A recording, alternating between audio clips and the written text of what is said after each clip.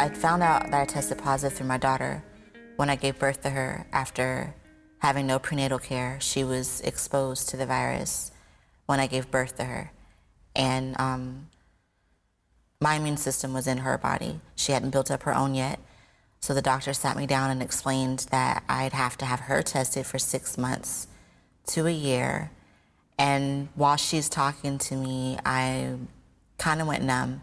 I knew instantly, like, where it happened, like who did it, but I don't really know. I didn't show any emotion. Inside I was, when am I gonna die? When's my baby gonna die? Who's gonna take care of us? My diagnosis has changed me to realize that life is not about me. There's opportunity for me to get selfish and depressed. And in that, the energy it takes for me to do that is energy I can be putting towards helping someone else who doesn't have a support system like I have, who doesn't have a child to motivate them to get out the bed every day, who might not have a spiritual relationship with anybody. And it's also changed me because I was headed down a really insecure and dark road that probably would have put other people at risk, since I didn't get tested and I had no intentions of getting tested. I didn't think it applied to me. And it sounds weird to some people, but I'm thankful for my diagnosis and finding out when I did and being able to turn my life around. Physically, I suffer from migraines.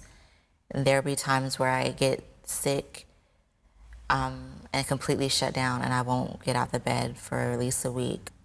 I guess a good day with HIV would be a day where I would get up not even thinking about it,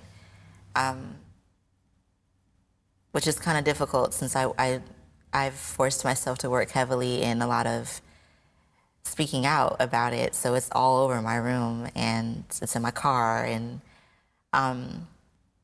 a great day with HIV is when I can help somebody else who's either newly diagnosed or has been struggling with it for a long time or has a relative that they want to help that doesn't know how to get help, and they come to me. They think about hearing me say something or remember seeing my card somewhere. So that would be a great day with HIV.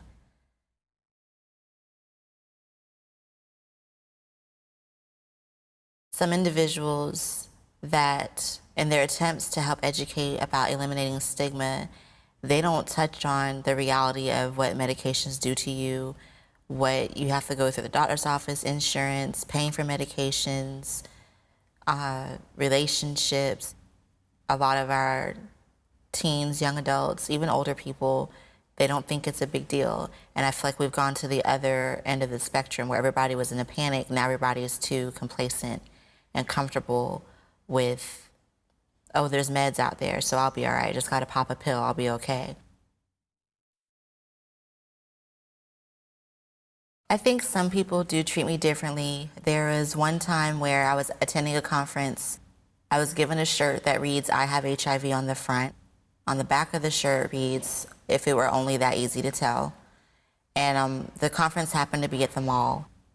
And there were these little kiosks in the middle of the mall, and a guy was demonstrating the steamer. And he was approaching me with the steamer, and the way I was carrying my bag was blocking part of the shirt. So he didn't see it, and so I moved the shirt to stretch it for him to demonstrate the steamer. And as soon as he read it, he tripped over himself, backing away from me, and went to the other side of the kiosk. At that moment, that was the first time I'd ever experienced just blatant, complete, what I felt was disrespect. If you have an issue with somebody who has HIV or AIDS, I want you to speak up about it just as much as I want to speak up to educate.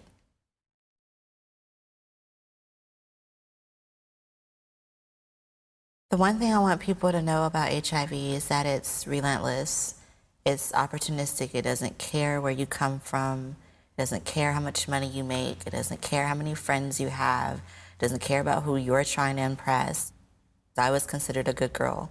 Out of all my friends who were out there being promiscuous and dating strangers and going home with them, I didn't, except once. So I would explain to them that it can happen to anybody. And then on top of that, you can cause it to happen to others. I could have put a lot of other people at risk, my daughter and her father, and then he could have put people at risk because he cheated on me. So I would explain it to him that way, because almost anybody can piece themselves in any part of my story. Everybody has a story.